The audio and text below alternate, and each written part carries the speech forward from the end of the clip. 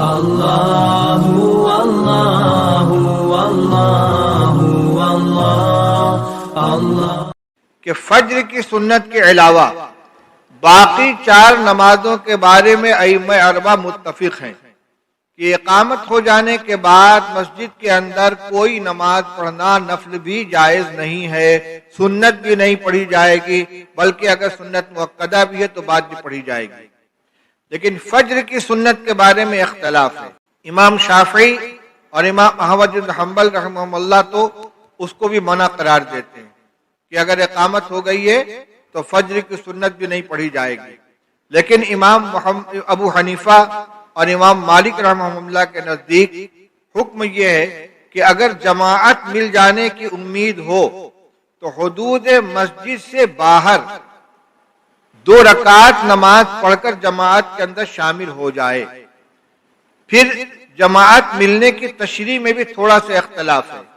امام مالک رحمۃ اللہ علیہ فرماتے ہیں کہ اگر پہلی رکعت کے رکوع میں شریک ہو سکتا ہو، یعنی دونوں رکعت ملنے کی امید ہو تب سنت پڑھے گا، اور اگر رکعت چھوٹ جانے کی امید ہو تو سنت نہیں پڑھے گا۔ اور احناف کے یہاں 2 قول ہیں۔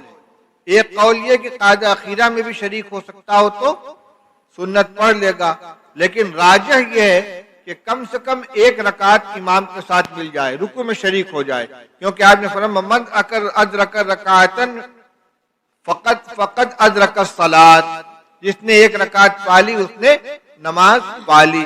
اس لیے 1 رکعت اگر مل جانے کی امید ہو تو سنت ادا کرے گا۔ سوال یہ ہے کہ جب روایت سے معلوم ہوتا ہے کہ سنت پڑھنے سے مطلق منع کیا گیا تو یہ حضرات امام مالک اور امام ابو حنیفہ فجر کی سنت کا استثناء کیوں کر رہے ہیں، اور اس ممانعت کی بنیاد کیا ہے؟ ہمارے نزدیک ممانعت کی بنیاد مسجد کے اندرونی حصے میں جماعت کے قریب کھڑے ہو کر سنت پڑھنا ہے۔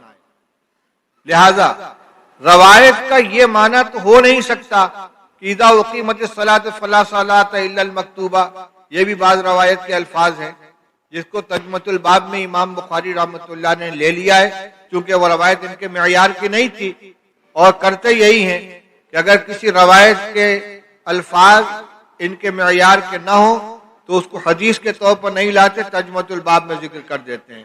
تو اذا اقیمت الصلاۃ فلا صلاۃ الا المکتوبہ یہ حدیث ہے مگر ان کے معیار کی نہیں ہے۔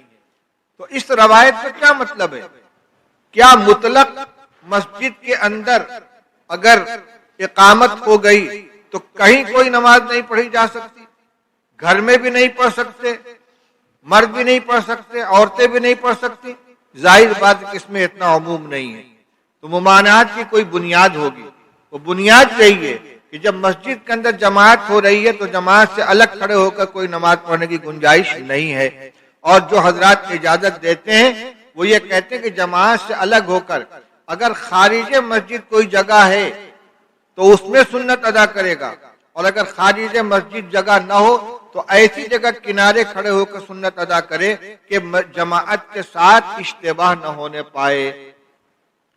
اور یہ استثناء فجر کی سنت کا کیوں ہے؟ 2 وجہ سے۔ ایک تو یہ کہ فجر کی سنت کی تاکید بہت زیادہ آئی ہے۔ رسول اللہ صلی اللہ علیہ وسلم نے فرمایا لا تدعوہما ولو طردتکم الخیل، فجر کی سنت کو ہرگز مت چھوڑنا چاہے تمہیں گھوڑے روند ہی کیوں نہ ڈالے، گھوڑوں کی ٹاپ کے نیچے دب جاؤ لیکن فجر کی سنت مت چھوڑنا۔ یہ خاص طور جو فجر کی سنت کے بارے میں فرمایا ہے۔ اسی طرح اگر کسی کی جماعت چھوٹ گئی ہو اور وقت نکل گیا ہو تو سوائے فجر کی سنت کے کسی سنت کی قضا نہیں ہے۔ ظہر کی جماعت چھوٹ گئی، وقت کے اندر قضا کی جائے گی تو سنت کی بھی قضا کی جائے گی، لیکن اگر وقت نکل گیا تو صرف فرض کی قضا کی جائے گی۔ اور فجر کی نماز چھوٹ گئی ہے تو جب تک زوال شمس کا وقت نہ آ جائے اس وقت تک اگر فجر پڑھی جائے گی تو فرض و سنت دونوں کی قضا کی جائے گی۔ اور بڑی وجہ یہ ہے کہ صحابہ کرام رضی اللہ تعالی عنہ کی بڑی جماعت سے یہ عمل منقول ہے کہ وہ مسجد کے اندر آئے، جماعت ہو رہی ہے، انہوں نے کہیں کنارے کھڑے ہو کر سنت ادا کر لی۔ حضرت عبداللہ ابن عمر رضی اللہ تعالیٰ عنہ مسجد میں تشریف لائے، دیکھا کہ جماعت ہو رہی ہے۔